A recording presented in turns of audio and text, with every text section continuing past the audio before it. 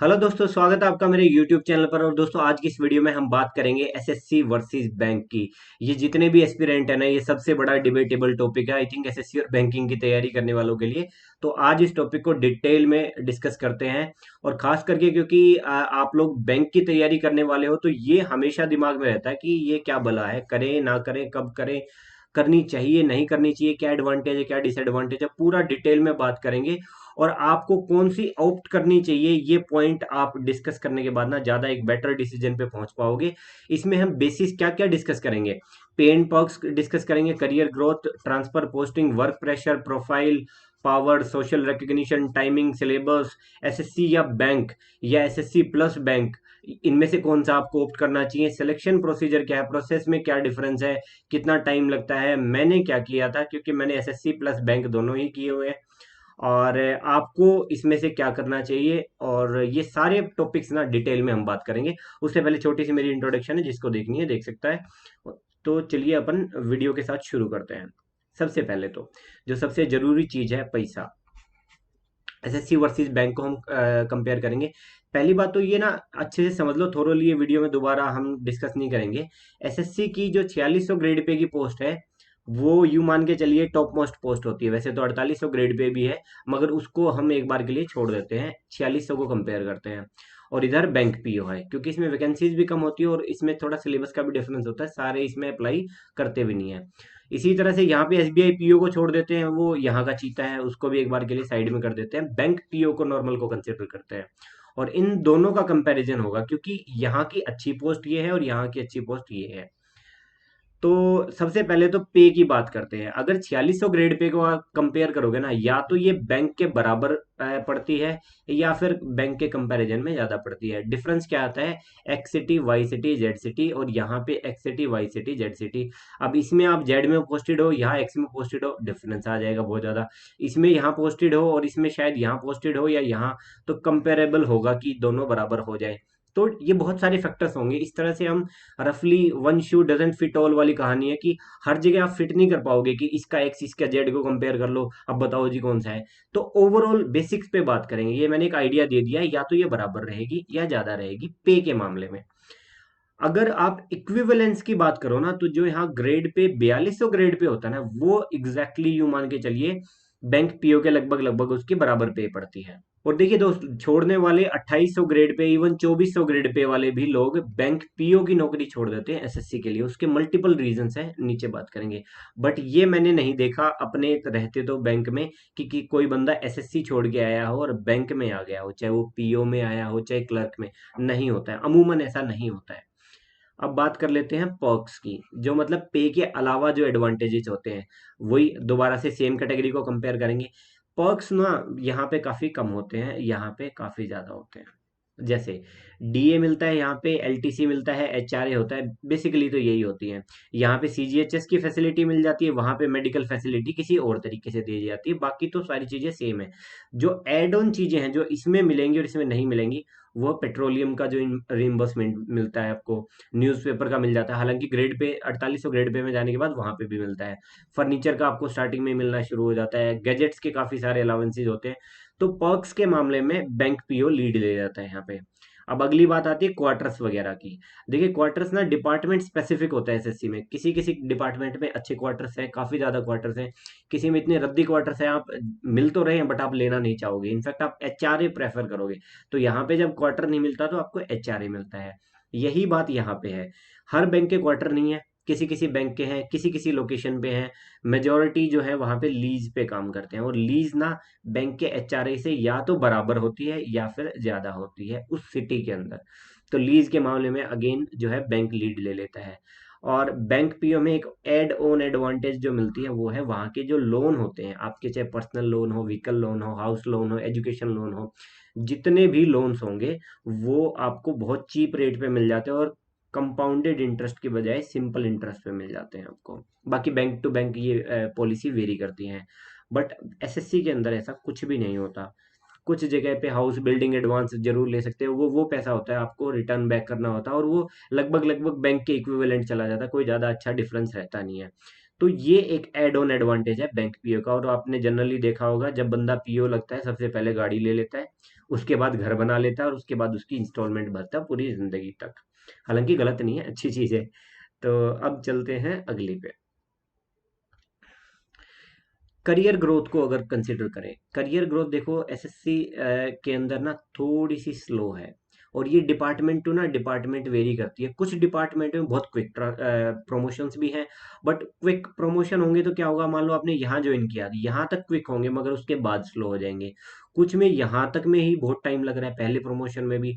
जैसे एक्साइज वगैरह के हैं, अभी कुछ टाइम से सीएसएस में भी यही चल रहा है कि आपने 4600 ग्रेड पे ज्वाइन कर लिया बट 7-8 साल से वहीं बैठे हैं। तो ये डिपार्टमेंट टू डिपार्टमेंट वेरी करता है। बट जनरली अगर बैंक के कंपेयर में इसको देखोगे ना, बैंक के कंपैरिजन में, तो बैंक के फास्ट होते हैं कंपैरेटिवली और इनके स्लो होते हैं एसएससी में।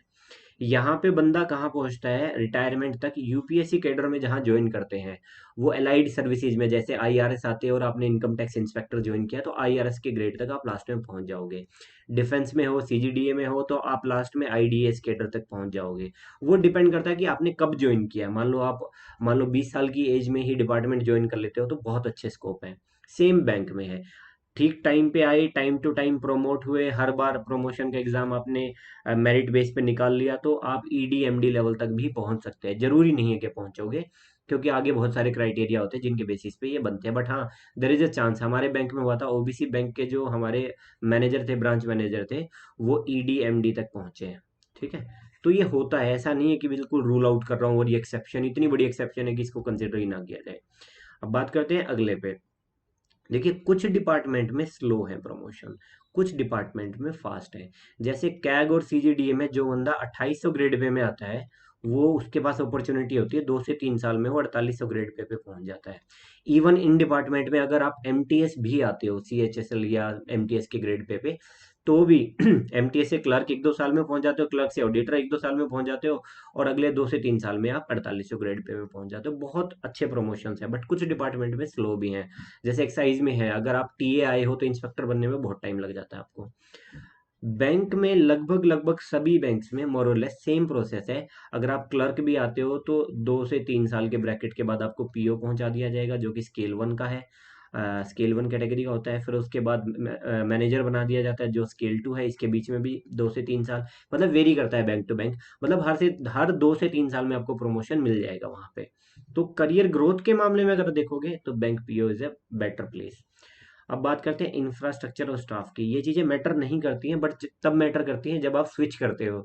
एक जगह की सच्चाई देख के आप दूसरी जगह में जाते हो, तब आपको पता चलता है। इनमें अगर मैं बताऊं तो एसएससी में ना सीनियर स्टाफ आपको काफी मिलेगा। मतलब कि अगर वहां पे 5 लोग हैं आपके डिपार्टमेंट में, तो चांसेस है कि 3 लोग सीनियर होंगे, 2 ही लोग आपकी हम उम्र होंगे जो अभी ज्वाइन किया है या 1-2 साल पहले हैं।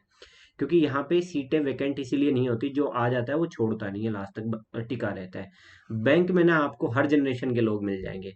मतलब अगर वही रेशियो बताऊं तो 5 में से ना चांसेस है कि 1 या 2 ही सीनियर स्टाफ मिलेगा, नहीं तो लगभग लगभग 35 साल तक के लोगों में ही आपकी ब्रांच कवर हो जाएगी। तो फ्रेश ब्लड आपको वहां पे मिलता है। अब बात करते हैं टेक्नोलॉजी की। एसएससी ना फिजिकल मोड पे अब भी फिजिकल, जितने डिपार्टमेंट एसएससी के अंडर आते हैं वो आज भी फिजिकल मोड में चल रहे हैं, डिजिटल मोड में अभी भी नहीं है। फाइलों की कॉन्सेप्ट है, हर चीज के लिए फाइल निकलती है, फाइल में डॉक्यूमेंट डलते हैं, अंदर जाती है। ओल्ड तरीके से काम को किया जाता है, जबकि टेक्नोलॉजी अवेलेबल है। वो क्या है, थोड़े से टेक्नोलॉजी से भागते हैं कि टेक है, हाय कुछ हो जाएगा, ये तो ये हो जाएगा वो हो जाएगा। बट बैंक ना बहुत फास्ट टेक्नोलॉजी पे मूव कर रहे हैं। मेजोरिटी काम आपका मेल पे होता है, फाइल यदा कदा कभी निकलती है वहां पे।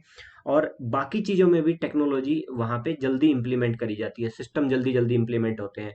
बैंक में आपको इतने पुराने सिस्टम मिल जाएंगे, आपने देखा नहीं होगा, अच्छा ऐसा भी सिस्टम आया करता था, सॉरी एसएससी में इस तरह की चीजें आपको मिल जाएंगी जो आपने मतलब कभी बचपन में वो कीबोर्ड देखे थे, और वो अभी भी हैं। वो पीछे जो मॉनिटर वो हुआ करते हैं ना टीवी टाइप, वो टाइप मॉनिटर अभी भी मिल जाएंगे। जबकि बैंक में टेक्नोलॉजी बहुत जल्दी अपडेट होती है।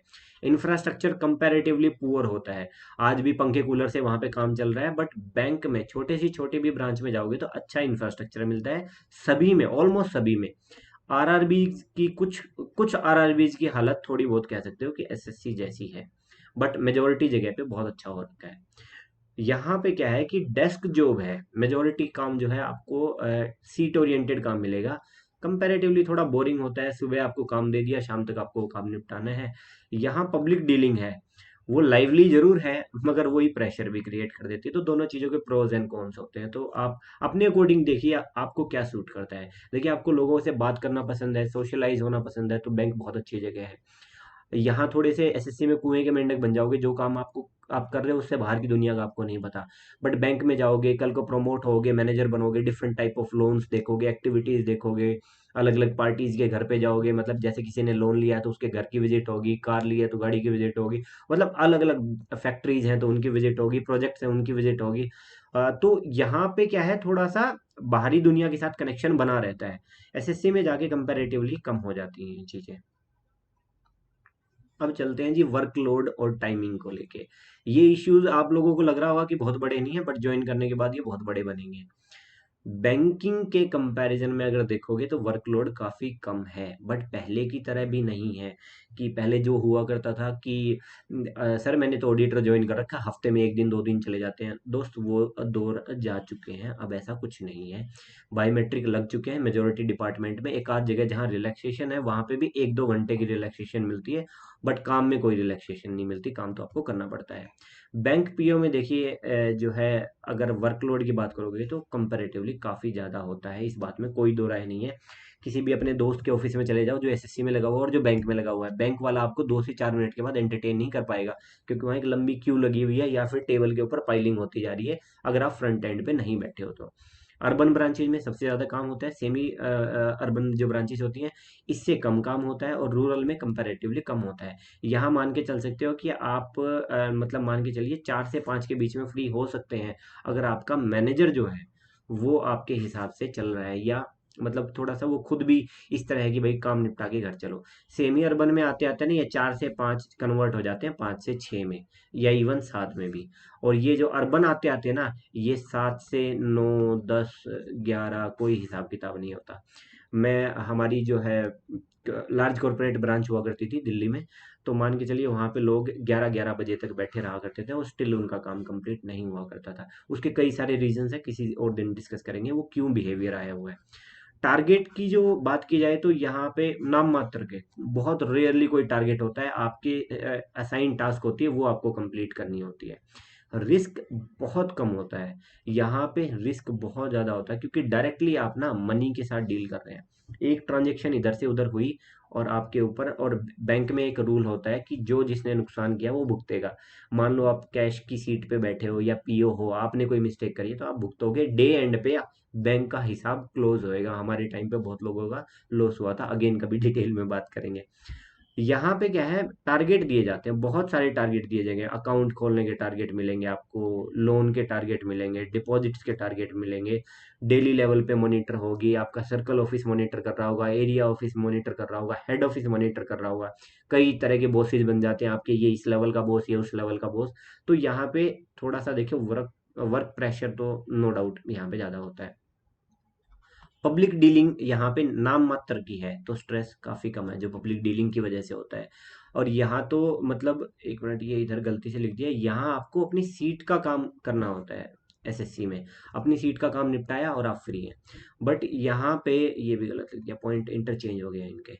यहाँ पे क्या है, पब्लिक डीलिंग बहुत ज़्यादा होती है तो प्रेशर बहुत ज़्यादा होता है। जिस आदमी के अकाउंट में 10 रुपए नहीं है वो आके आपका कस्टमर है, but at the end of the day he is your customer. तो वो आपको कुछ भी बोल देता है, मतलब आपने देखा ही होगा, आप लोग भी करके आए होंगे बैंक में जाके ये काम।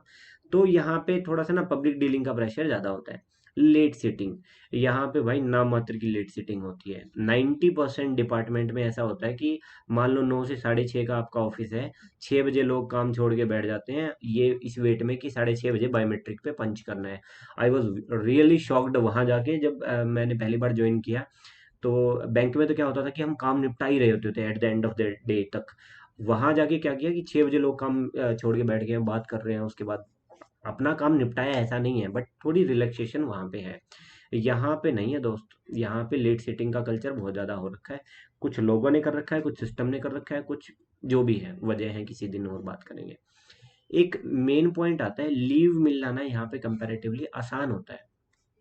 कैसे आसान होता है कि आपके पास जो लीव है वो पता होता है, आप पुटअप करते हो, वो साइन कर देते हैं, जनरली कोई डिस्कशन नहीं होता, आपने बता दिया वो मिल गई। यहाँ पे बहुत चोचलेबाजी होती है, उसके रीजंस भी हैं।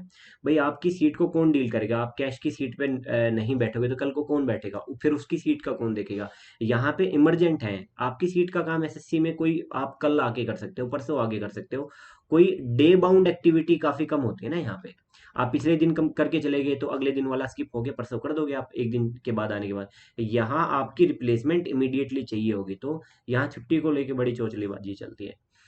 अब चलते हैं जी ट्रांसफर एंड पोस्टिंग के ऊपर। देखिए इसमें कंपैरेटिवली कम होती है बैंक के, हम हर चीज बैंक के कंपैरिजन में कह रहे हैं कि जब मैं कहता हूँ कि इसमें नहीं होती, इसका मतलब बैंक के कंपैरिजन में नहीं होती है। तो ट्रांसफर एंड पोस्टिंग, ट्रांसफर के चांसेस कंपैरेटिवली कम होते हैं। यहाँ रेफरेंसेस चल जाते हैं, जनरली लोग करवा लेते हैं किसी तरह से, सम और अदर मींस। बैंक पीओ में जो है कि ट्रांसफर काफी ज्यादा होते हैं, और रेफरेंसेस और जो लिंक्स है ना, वो क्लरिकल लेवल तक तो आपके चल जाते हैं, यूनियन के भी चल जाते हैं और तरह की चीजों में भी चल जाते हैं। बट जैसे ही आप ऑफिसर बन जाते हो, you are bound to follow the orders. वैसे bound to follow the orders तो क्लर्क में भी होते हैं, बट पीओ लेवल पे थोड़ा बढ़ जाते हैं वो चीजें। अब बात करते हैं डिपार्टमेंट स्पेसिफिक होता है कि यहाँ फिक्स है कुछ स्टेशन, जैसे सीएसएस दिल्ली में ही है, कैग में जो पोस्टिंग मिलेगी वो वहीं मिलेगी। जो आपको पोर्ट पे ड्यूटी है आपकी, वो जो है पोर्ट पे ही फिक्स रहेगी। कुछ ऑफिस फिक्स है, कुछ में सर्कल्स और जोन्स होते हैं, जैसे इनकम टैक्स और एक्साइज में है। और कुछ होती है ऑल इंडिया पोस्टिंग, जिनके पैन इंडिया पोस्टिंग है, जैसे जनरली सीजीडीए में होता है, ये ऑल इंडिया पोस्टिंग्स होती है, कहीं पे भी उठा के बैंक वाला काम है वहाँ पे। बैंक की बात करें तो यहाँ जनरली सर्कल्स होते हैं, जोन्स होते हैं, हर बैंक ने अपना अलग नोमेनक्लेचर बना रखा है, और पैन इंडिया पोस्टिंग होती है। अगर पीओ में आप आते हो तो there is no way to say no. आपको ऑर्डर दिया जाता है, फ्राइडे को आपका ऑर्डर निकलेगा, आपको मान के चलिए मंडे ट्यूसडे वेडनेसडे में वहां ज्वाइन करना पड़ेगा, यहाँ टाइम नहीं दिया जाता है आपको। अब बात करते हैं पोस्टिंग की। पोस्टिंग ना जो एसएससी के ऑफिसेज हैं जनरली, क्योंकि सेंट्रल गवर्नमेंट के अंडर हैं ये ऑफिसेज, तो जो जगह बिल्कुल वीरान है, खाली है, रूरल है, तो वहाँ सेंट्रल गवर्नमेंट का कोई काम ही नहीं है। तो जो इसके ऑफिसेज हैं मोस्टली अर्बन प्लेसेस पे मिलेंगे आपको, मोस्टली अर्बन पे, टायर 1 और टायर 2 सिटीज एट लास्ट। ठीक है, तो आपकी फैमिली के लिए एसएससी कंपैरेटिवली बेटर हो जाता है कि मान लो जहाँ पे भी आप जाओगे, अच्छे स्कूल्स मिल जाएंगे, अच्छे हॉस्पिटल्स मिल जाएंगे, रहने को अच्छा घर मिल जाएगा, लोकेलिटी मिल जाएगी, लाइफस्टाइल आप मेंटेन कर पाओगे। बट यहाँ पे टायर 1 2 3 कुछ भी मिल सकता है दोस्तों बैंक में तो। और बैंक में रूरल पॉकेट्स बहुत होती हैं, और रूरल पोस्टिंग दबा के होती हैं आपकी। और स्पेसिफिकली अगर आप मेल कैंडिडेट हैं तो तैयार रहिए कि रूरल का अच्छा लंबा टेन्योर आपका निकलेगा। तो वहां पे जाके थोड़ी सी दिक्कतें हो जाती हैं, आपके बच्चों के एडमिशन्स हैं, वहां जाके कहाँ करवाओगे, लोकल स्कूल्स हैं, थोड़ी से वो दिक्कतें आने वाले टाइम में आएंगी इसमें। अब बात करते हैं प्रमोशंस की। प्रमोशंस देखो दोनों चीजें हैं, डिपार्टमेंट डिपार्टमेंट के ऊपर है। जब प्रमोट होते हैं, जैसे अब कैग में है, प्रमोट होके भी आप सेम ऑफिस में रहोगे, सीएसएस में हो, प्रमोट होने के बाद भी सेम ही ऑफिस में रहोगे। बट यहाँ पे और कुछ डिपार्टमेंट जहाँ पे ये है कि भाई अलग अलग मल्टीपल ऑफिस हैं, तो एसएससी में भी होता है, जैसे ही आप प्रमोट होगे तो आपको ट्रांसफर किया जाएगा। बट बैंक में ये कंफर्म है दोस्त, कोई 1-2% अगर बच जाए तो उनको मैं कह नहीं सकता, बट अगर अदरवाइज आपको प्रमोशन लो और आपको बम्पर ऑफर मिलेगा ट्रांसफर का। अब चलिए अगले पॉइंट को डिस्कस कर लेते हैं, सिलेक्शन प्रोसेस। अभी तक तो जो जेनरिक बातें थी वो हमने डिस्कस कर ली है। एसएससी में जो 4600 में एसएससी को बोला जाता है स्लो सर्विस कमीशन। भाई 2 साल तो आराम से लग जाते हैं। बैंक पीओ में क्या होता है, 6 महीने के अंदर आपको सीट पे बिठा देते हैं, मेरा अपना एक्सपीरियंस है, 6 महीने में बैठो बाबूजी करो आपकी नौकरी करो। यहाँ टाइम नहीं है कि अगर आप ये सोच के चल रहे हो कि ज्वाइनिंग आएगी तब तक तैयारी कर लेता हूँ ना, उस पॉइंट को मत कंसिडर करना है। यहाँ इमीडिएट होता है, 6 महीने में सब काम हो जाता है। ये 1-2 साल तक लगा देते हैं, डिपेंड करता है क्या क्या केसेज हुए हैं। एसएससी में ना जनरली स्कैम्स काफी होते रहते हैं यार, देखो एक्सेप्ट करो या ना करो, सब लोगों को पता है, पता नहीं क्या क्या होता है। कई तो सीबीआई लेवल तक गए हैं स्कैम्स एसएससी में हुए, इन्हीं की वजह से कोर्ट केसेस बढ़ जाते हैं। एसएससी थोड़ा सा ना स्लो है रिस्पोंड करने में, तो वो केसेस चलते रहते हैं, चलते रहते हैं, रिजल्ट आने में बहुत टाइम लग जाता है।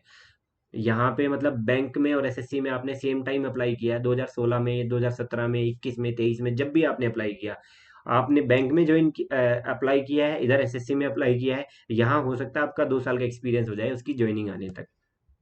यहाँ पे स्कैम्स और कोर्ट केसेस बहुत रेयरली कभी सुनने में आए हैं कि कुछ हुआ है, और वो रिस्पोंड करते हैं, आईबीपीएस बड़ी क्विकली रिस्पोंड करता है मान लो कोई कोर्ट केस हो भी गया तो। दूसरी दिक्कत है दोस्त एसएससी में क्या है, एसएससी के इटसेल्फ जोन्स हैं, north zone, south zone, north east, south western, मतलब एसएससी ने अपने जोन बना रखे हैं। हर जगह एप्लीकेशन आती है, मेन ऑफिस में पहुंचती हैं।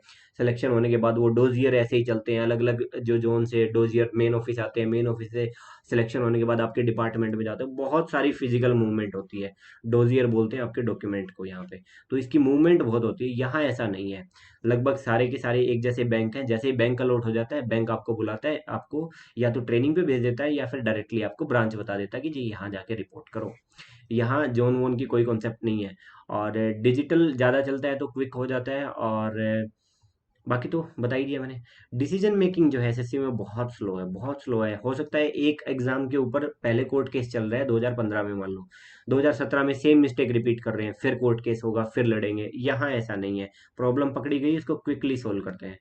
फाइनल रिजल्ट आने से डिपार्टमेंट तक में भी बहुत टाइम लग जाता है, 6 महीने तो ये लगा देते हैं कि रिजल्ट आ गया आज, उसके बाद रिजल्ट आने के बाद आपका एसएससी एक्टिवेट होगा, आपके डोजियर्स मूव होना स्टार्ट होंगे, आपके डिपार्टमेंट में जाएंगे। डिपार्टमेंट फिर फर्दर आपको डॉक्यूमेंटेशन के लिए बुलाएगा, फिर आपको प्रेफरेंसेस भरवाई जाएंगी, फिर अलॉटमेंट होएगी, फिर आपके जो डॉक्यूमेंट्स होते हैं जो फिल करने होते हैं, मैं नाम भूल रहा हूँ, डॉक्यूमेंट्स की एक लिस्ट होती है, वो भरवाएंगे, फिर आपको बुलाया जाएगा। मतलब लंबी कहानी चलती है। यहाँ बहुत क्विक होता है दोस्त, हाथ के हाथ लेटर आता है, हाथ के हाथ ज्वाइनिंग होती है। ट्रेनिंग इसमें वेरी करती है, कई बार तो स्टार्टिंग में ही करवा देते हैं, कई बार लेट भी होती है, मतलब पहले काम सिखा देंगे उसके बाद ट्रेन करेंगे आपको। बैंक में मोस्टली इनिशियली ही हो जाती है, 10 दिन, 15 दिन, 20 दिन, जो भी हर बैंक का है, इनिशियली करवा देते हैं, नहीं तो हफ्ते, 10 दिन, महीना, 2 महीने के अंदर आपको ट्रेनिंग के लिए कॉल फॉर कर लेते हैं। अब चलते हैं जी अगले पॉइंट पे, पावर की बात करते हैं। लोगों के दिमाग में ये बहुत बड़ा फैक्टर है, तो चलो आज पावर को डिटेल में डिस्कस कर लेते हैं। देखिए सबसे पहले तो ये समझ लो, एसएससी ना यार गवर्नमेंट का पार्ट है। तो आप किसी न किसी बॉडी या किसी न किसी डिपार्टमेंट में जाने वाले हो, और उस बॉडी या डिपार्टमेंट का काम क्या होने वाला है, आइदर इट इज रेगुलेटरी, और इट्स नेचर इज इंस्पेक्शन, और its nature is to audit things. यहाँ तो काम ही गवर्नमेंट का कर रहे हो ना यार, तो you do have some sort of powers, officially not unofficially. But यहाँ क्या है, ये तो सर्विस सेक्टर है ना दोस्त, ये दोनों चीज ही अलग है। ये गवर्नमेंट है, ये सर्विस सेक्टर है। यहाँ पे आप सर्विस रेंडर करते हो अपने कस्टमर को, और कस्टमर भगवान होता है। तो पावर तो देखिए ऑब्वियसली एक जगह पे है, जहाँ पे आपको किसी भी तरह की या तो इंस्पेक्शन की पावर है, या रेगुलेशन की पावर है, या ऑडिट की पावर है। थोड़ा बहुत कह सकते हो, यहाँ जो आरबीआई के पास जो नेचर ऑफ वर्क होता है ना, वो एसएससी के लगभग सभी डिपार्टमेंट का वही नेचर होता है। अब बात करते हैं, पावर ना पोस्ट टू पोस्ट वेरी करती है। बहुत सारे एसएससी में डिपार्टमेंट है, उनको कोई नहीं पूछता है, पता भी नहीं होता लोगों को कि ऐसा कोई डिपार्टमेंट है। तो जरूरी नहीं है कि हर पोस्ट में कोई पावर है। और पावर क्या होती है यार, पावर होती है कि गवर्नमेंट ने एक ड्यूटी दी है, वो परफॉर्म करनी है। अब ये हमारी ना वो साइकोलॉजिकल इश्यू है ये, कि हम उसको पावर समझ लेते हैं कि ये आदमी कुछ भी कर सकता है। ना ना, ऐसा कुछ नहीं होता।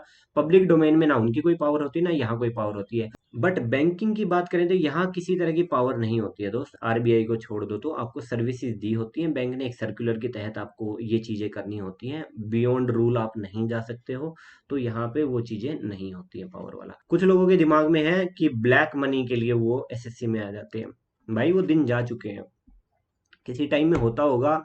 और देखो यार, स्कैम करने वाला कहीं पे भी कर लेता है, वो तो यार घर बैठे भी कर लेगा। अदरवाइज आजकल वो चीजें नहीं रही किसी भी डिपार्टमेंट में, और अगर कहीं पे है थोड़ी बहुत, तो वो भी धीरे धीरे डाइल्यूट होती जा रही है। बैंक पीओ में ना तो पहले कभी थी, ना आगे कभी होंगी। स्कैम आप कहीं पे भी कर लो और पकड़े जाओगे, नपोगे। लोग ऐसे भी देखे हैं बैंक में, मान लो आज ज्वाइन किया है, 30 साल के बाद आप रिटायर हो गए, उसके बाद कोई स्कैम निकल गया, 30 साल बाद जाके आपकी रिकवरी बना देंगे। बैंक में बहुत क्विकली एक्शन होता है, यहाँ कंपैरेटिवली थोड़ा कम होता है। वही है ना, जब स्लो होगा तो वो हर चीज में स्लो होगा। बट इस पर्सपेक्टिव से मत आइए दोस्त, क्योंकि आप इस पर्सपेक्टिव से आओगे ना कि मेरे को कुछ कमाना है, ब्लैक करना है, तो ज्यादा दिन तैयारी भी नहीं कर पाओगे, और आने के बाद सस्टेन भी नहीं कर पाओगे। बहुत ज्यादा इन्फ्लुएंशियल हो रखे हो तो आते ही नप जाओगे किसी न किसी दिन। और पेंशन सिस्टम रहा नहीं है कि कुछ बचा लेगा आपको, तो कोई फायदा नहीं है, इन चीजों को मत कंसिडर करना। अब बात करते हैं सोशल रिकग्निशन की। नो डाउट सोसाइटी ज़्यादा रिकग्निशन देती है एसएससी को, बैंक को काफ़ी कम देती है। उसके कई सारे रीजंस हैं, प्राइवेट हो रहे हैं बैंक, बैंकों में काम ज़्यादा है, स्ट्रेस ज़्यादा है, पोस्टिंग इधर उधर है, बहुत सारे रीजन जिसके चलते एस आपकी जो सोसाइटी है वो एसएससी को प्रेफरेंस देती है। और इवन जो बैंक वाले लोग होते हैं ना, बैंकर्स भी, वो एसएससी को ज्यादा रिस्पेक्ट करते हैं। ये कुछ वैसा होगा यार, आप ही खुद को डिमीन करोगे तो दूसरा क्या इज्जत करेगा आपकी। बैंक वाले लोग जो है एसएससी को खुद ज्यादा इज्जत देते हैं। आप बैंक में जाओगे, सिलेक्ट होगे, आपको पता नहीं, ये मान लेंगे यार ये बड़ा इंटेलिजेंट है, जो कायदे से अपना काम कर रहा है बैंक पीओ में, उसको यूं कहेंगे यार इसके अंदर इतनी शायद इंटेलेक्ट कैपिटल नहीं है जिसकी वजह से ये कुछ कर पाया है। और ये सच्चाई भी है। एसएससी से कोई बैंक में मैंने तो आता हुआ नहीं देखा है दोस्त। तो अब बात करते हैं अगले पॉइंट की। एक एसएससी प्लस बैंक, इन दोनों की तैयारी कैसे करनी है, इस पे एक सेपरेट वीडियो बनाऊंगा, डिटेल होगा, क्योंकि ये वीडियो बहुत लंबी हो जाएगी, ऑलरेडी शायद बहुत लंबी हो चुकी है, तो उसको इसमें नहीं कवर करेंगे। बट हाँ, मोरल ऑफ द स्टोरी बता देता हूँ, ये डुएबल है दोस्त। बट डुएबल कैसे है, बहुत रैशनल चॉइसेस आपको लेनी पड़ेंगी सब्जेक्ट्स में और टॉपिक्स में। तो अगर रैशनल नहीं होगे ना, तो ये दोनों आपसे नहीं संभलेंगी। प्रायोरिटी आपको समझनी पड़ेगी, ये दोनों को ना सेम टाइम पे सेम सिचुएशन में प्लेस नहीं कर सकते। आपको किसी को ऊपर और किसी को नीचे रखना पड़ेगा, वो आपकी प्रायोरिटी है। बैंक को प्रायोरिटी में रखोगे, एसएससी को, दोनों किए जा सकते हैं साथ में, ऐसी कोई दिक्कत नहीं है। प्लानिंग बहुत इंपॉर्टेंट होगी, थोड़ी सी प्लानिंग मिसमैच हुआ, गड़बड़ हो जाएंगी चीजें। और आपके अंदर ना इम्प्रोवाइजेशन टेक्निक होनी चाहिए। एसएससी ने एग्जाम आगे पीछे कर दिया, बैंक वहीं पे है, अब एसएससी को प्रायोरिटी दोगे, बैंक को दोगे, तो थोड़ा सा ना इम्प्रोवाइज करना पड़ेगा, क्योंकि एसएससी जब तक आप प्रिपेयर कर रहे हो ना, ये आपको आपकी प्लानिंग के अकॉर्डिंग नहीं चलने देगा, आगे पीछे कर देगा एग्जाम्स को। अब बात कर लेते हैं सिलेबस की। देखिए, सिलेबस की अगर बात करें तो एसएससी का सिलेबस कंपैरेटिवली ज्यादा होता है, वाइडर होता है। बैंक का सिलेबस कंपैरेटिवली कम होता है। अगर कंपेयर करें तो बैंक का भी कम नहीं होता, बट इससे कंपेयर करोगे तो कंपैरेटिवली कम है। क्रैमिंग ओरिएंटेड जो अप्रोच है ना, वो यहाँ ज्यादा चल पाती है। लोग मैथ्स के क्वेश्चन याद करे बैठे हैं यार, क्योंकि एसएससी रिपीट करती है। तो मान लो आप सोल्व करोगे इतनी देर में, वो याद करे बैठा है यार, वो घोट लेगा। तो जो लोग टाइम लगा के बैठे हैं ना, उनको थोड़ी एडवांटेज मिल जाती है। ये कुछ वैसा है कि मतलब जितने साल आपने इसके अंदर डाल रखे हैं ना एसएससी के अंदर, तो वो आपको बेनिफिट करेंगे। ये चीनी वाला सा गेम है, जितनी चीनी डालते जाओगे चाशनी उतनी मीठी होती चली जाएगी। बैंक में नहीं है ये। बैंक हर एक दो साल के अंदर पैटर्न चेंज करता रहता है। मान लो आप बहुत साल से बैठे हो, कोई फायदा नहीं है, पैटर्न चेंज हो गया, क्या फायदा। तो यहाँ पे ये चीजें नहीं होंगी। यहाँ पे ना फ्रेश सिलेबस रहता है, नया सिलेबस रहता है, रीजनिंग बेस्ड जो तैयारी होती है, और लॉजिक कंपैरेटिवली यहाँ पे ज्यादा अहमियत, ज्यादा बड़ा रोल प्ले करते हैं। एसएससी में थोड़ा क्रैमिंग वाला पार्ट ज्यादा होता है, और टाइम की वैल्यू यहाँ काफी कम है। देखिए, एडवांटेज तो जिसने मान लो रीजनिंग 2 बार कर रखी है, 2 अटेम्प्ट दे रखे हैं, 3 अटेम्प्ट दे रखे हैं, उसने ज्यादा अच्छे से पढ़ रखी है, ज्यादा एमसीक्यू अटेम्प्ट कर रखे हैं। बट ये नहीं कह सकते कि उसको बहुत एक्स्ट्रा एज है, क्योंकि syllabus time to time vary करता रहता है। तो जब तक आप कुछ समझोगे, वो सिलेबस चेंज हो चुका होगा। तो बैंक में वो एक्स्ट्रा एज लेने नहीं देते हैं। अब बात करते हैं कि मैंने क्या किया था। अगेन इस पे एक सेपरेट वीडियो बनाऊंगा, लंबी हो जाएगी वीडियो। जीस्ट बता देता हूँ। देखिए, मैंने दोस्त तैयारी शुरू करी थी बैंक के साथ। मेरे पास टाइम भी कम था जब मैं तैयारी के लिए आया, वो रीजंस थे, फिर कभी डिस्कस करेंगे। जब मैंने बैंक में मेरा सिलेक्शन हो गया था, तब मैं एसएससी में गया था।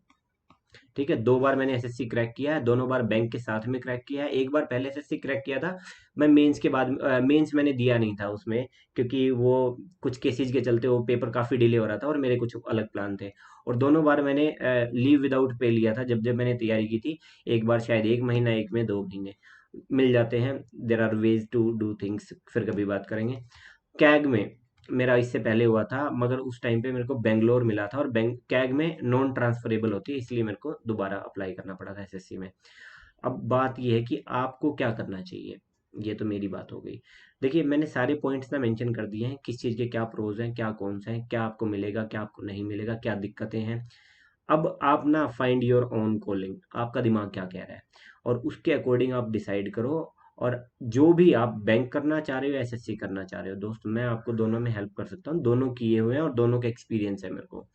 तो आप इस चैनल से जुड़े रहिए, बहुत सारी वीडियो, बहुत सारा कंटेंट आने वाला है, चैनल को सब्सक्राइब कर लीजिए। और 3 ही ऑप्शन है आपके पास अगर आप तैयारी कर रहे हो, या तो गो सोलो विद बैंक और एसएससी, दोनों में से एक उठा लो, या फिर दोनों उठा लो। तीनों ही चीज़ों में मैं आपको हेल्प करने वाला हूँ। ठीक है, ये अपना टेलीग्राम का चैनल है, इस पे सारी वीडियोस की पीडीएफ मिल जाती है। और ये प्लेलिस्ट है। एसएससी का कंटेंट अभी तक काफ़ी कम डला है, बैंकिंग का काफ़ी कंटेंट डल चुका है। ये प्लेलिस्ट है, इनको देखते रहिए। और good luck for your preparation. Thank you so much for watching. जय हिंद, जय भारत।